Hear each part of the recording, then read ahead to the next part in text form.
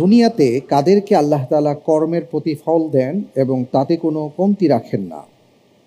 এ, যারা বেশি বেশি দান করে।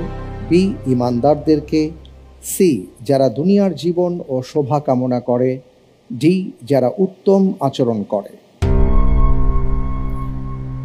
দুনিয়াতে কাদেরকে আল্লাহ তাআলা কর্মের প্রতিফল দেন এবং তাতে কোনো ধরনের কমতি রাখেন না?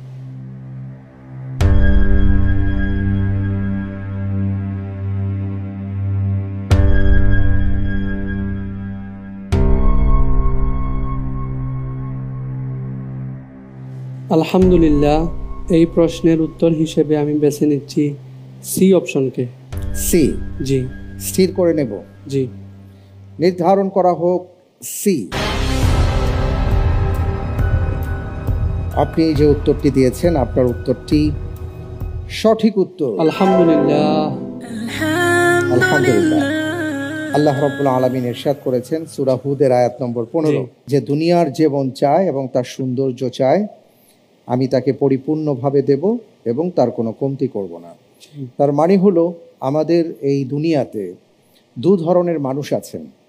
এক ধরনের মানুষ যারা কেবল দুনিয়াকেই চান এবং অনেক ভালো কাজ করেন, এই ভালো কাজের প্রতিদান তারা দুনিয়াতেই পেতে চান। আল্লাহ তাআলা তাদেরকে সেখানেই দিয়ে দেবেন, দুনিয়ায় দিয়ে দিবেন।